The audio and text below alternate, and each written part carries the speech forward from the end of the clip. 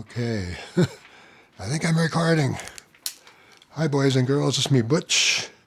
My name is Terry David Silvercloud, and of course I have to cough. Here we go. Today is the 3rd of January 2026. Give me a sec here. And it's about 5 minutes after 5. And I'm such a motor mouth, I'm going to set this timer here, so don't freak out when it goes off. Today I'm testing out my DJI NANO. Did I get that right? I've had some mini strokes and my memory's all screwed up now. I'm 81. So I'm doing a test. I don't want it to be too long. Butch is a nerd, and Butch is queer. So I'm going to talk about some queer stuff for a bit. Then I'll talk about some nerd stuff, and that'll be my test. So if you want to hang around for the nerdy stuff, hang in. So one of the queer things I thought I should talk about is that I've been sort of bitching at the tube to show me more LGBTQ content, and they seem to be trying. I'm sort of a nobody, but I've been around a long time.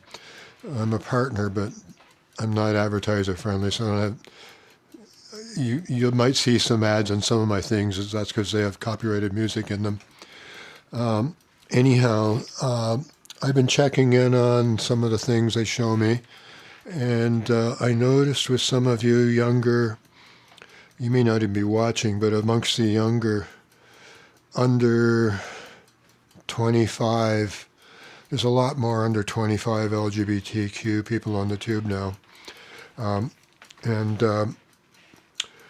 one of the questions I've seen them pass around recently is cut and uncut, cut versus uncut. So really quickly, Butchie Poo is going to tell you about that. If you're a Jewish or a Muslim boy, under all normal circumstances, you will be circumcised about a week after you're born. I don't think they do it right at birth. I'm not a surgeon, what do I know? But Jewish and Muslim boys will have their foreskin cut off when they're a baby. And it's just part of their religion. There may be some other religions in the world, and there probably are, I'm sure. The Egyptians were one of them. Many of the priests in the Egyptian religion were circumcised.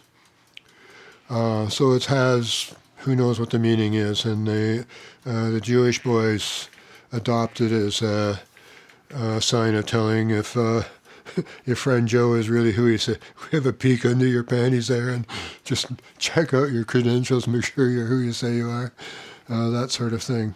So in America, during the Second World War, they needed soldiers and they needed them fast, and it's not like people weren't volunteering, but a lot of the young lads that volunteered were not circumcised, particularly the black boys and the Roman Catholics, and they had not been taught when they were young to pull their foreskins back and cleanliness things. So the Army was losing a lot of recruits simply from guys that were unable to pull their foreskin back or had issues going on health-wise because they had not been keeping their weenie clean enough.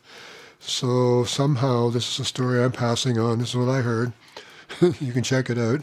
The Surgeon General recommended to the government that they just recommend that all boys be circumcised at birth. So most American boys, maybe less so now because there's larger numbers of immigrants, but certainly through the 40s, 50s, 60s, 70s, 80s, even 90s, I can't be sure. I don't fool around anymore. I'm 81.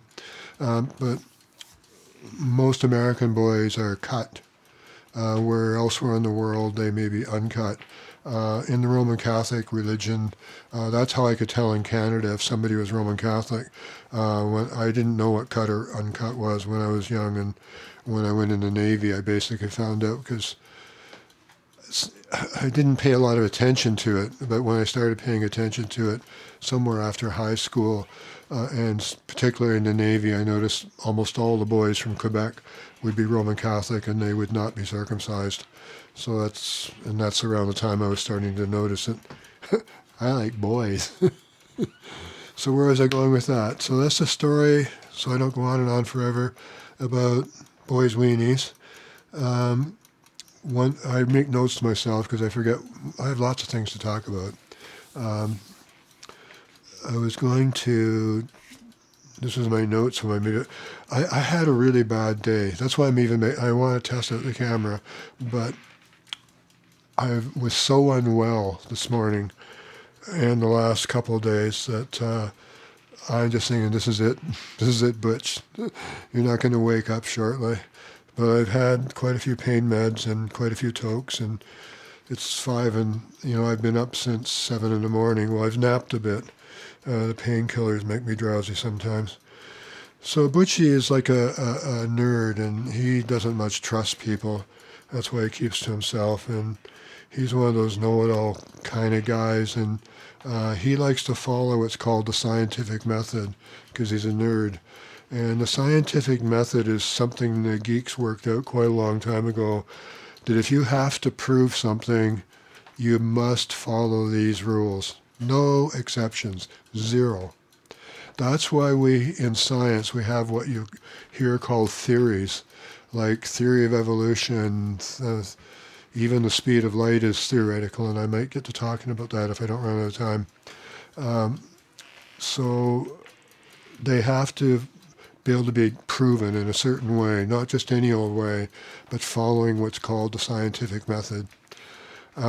So Butch went straight out of high school into the Navy because the Navy thought he was a smart boy, and I didn't study at all because it's a long story. I regret it now, but just because I was smart and I didn't have any friends, I did my own thing. I taught myself how TVs and radios and televisions and stuff worked when I should have been studying history or something. So in my last 25 years or so, I wrote a book, The Shape of God. Check it out, theshapeofgod.com, and you can download a free copy while I'm still above ground. Better get doing it right away. I was getting fictional, but then I started thinking about reality, and it got me back into physics. This was like 25 years ago now. And so I just, knowing what physics I already knew and doing some research, along with other things for the book, I just worked out a basis for reality. I just assumed if I could do it, they've already done it. So I didn't really check it out until the last year or so when artificial intelligence came along, and I would ask it a question, and it was not giving. It wasn't giving an incorrect answer. It was evading it by giving me information that wasn't really the answer to the question. They'd tell me things about something, but not how or why. They'd just give me the facts I already knew. I already know that. What else you got? So I worked out my own theory of solids, liquids, and gases, and because I'm worried I'm going to drop dead at any moment, and nobody's going to pay attention to me unless one of you geeks out there asks your professor to have a check me out. I'm going to tell you, so maybe you'll think about it or something. You might be a young nerd, and I might inspire something in you. Butch's theory of solids, liquids, and gases. There is no theory, trust me. You look it up and say, they don't know why. Nobody knows. Like, why is it actually, and then why is it, they'll give you things about it. Oh, the atoms are further apart and yada, yada, yada. The atoms, tighter molecule. Yeah, but why? Why are they that way? So, and even if they are, why does that make no solid? So Butch's theory is that to be a solid, you have to have pointy edges, which we call in science vertices. See on this is Butch's model of a Johnson solid J26. Can you see that? I know it's dark in here, but I'm just looking at a teensy little screen over there. See, it's got pointy parts. They're called vertices, and it's got flat edges. And in this particular thing, these are two rectangular. See, they're rectangles, prisms, 90 degrees to each other. And Butchie Poo says this is the basic particle of the universe. It's two of them. They're stuck together, the top one and the bottom one, and they're spinning in opposite directions if they could. And if they melted, they would turn into this shape, which Butch is telling you. They don't know. I thought they did, but they don't. So Butch is telling you, you can prove me wrong. I dare you. Go ahead. I'm going to be dead soon anyway. What do I care? This is the shape of healing at the point of condensation from a gas to a liquid. It's having trouble doing that because you can see it's interlocked. And this is a painting. I damaged it I painted this 30 years ago. And I damaged it, so I'm trying to touch it up so I can sell it. I'm worried I'm going to croak any moment, so I'm just clearing out my crap. And I've given away most of my historical stuff to the gay archives in Toronto, the archives. And is it okay? That's my clue that I got to shut up real quick. So Butch's theory of solids, liquids, and gases is that solids have vertices, and this might actually not be a physical surface, but because these are the electronic things that are going along on these structural sides, it's an electronic flat or triangular surface. And he says this is the basic thing that makes up the universe, and they're all trying to get away from each other. They're pushing. Gravity is push. Give me some room. Get away from me. Give me some room. And if you get stronger with more energy, then you can push. You can either get bigger and build some muscle, or and push the little guys out of the way. So once it, you know what? I missed something in there. I don't know what I missed. So let's get started here again, just quickly. Solids have vertices. I'm running out of time. Liquids are spheroids. Liquids, once a cube melts, it'll turn into some sort of spheroid. If it starts getting bumpy things on it, it's trying to turn into a solid. It's trying to turn into something like this. And if it gains enough energy and spins fast enough, it develops a hole in the middle, and it just starts getting bigger and bigger, like the helium I was talking about. That's how I got distracted. And it becomes a torus, or two of them are tori. It's a gas. So these are two gases. But to get smaller, they have to turn into a liquid. So for helium to become a liquid, this is the slushy. It's not the totally slushy state helium can get. I could put it on the floor and stomp it to death and make it flatter, and that'd be really slushy. But I think you're catching the drift. So Butch says that solids have flat surfaces and vertices, liquids are spheroids, gases are tori, and I'm going to shut up. I'm going to do a test here because this is a big test. I'm going to try and pick you up out of the gimbal here. There you go.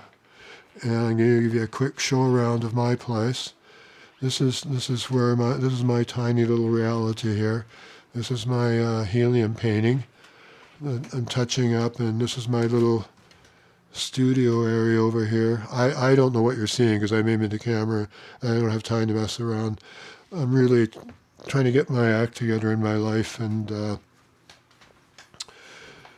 trying to get my act together. I have serious heart problems. My heart doesn't know how to beat anymore, and it's having its problems. And I'm going over time here, so it's gonna. I think I'm going to push the right button. So it's bye bye from Butch.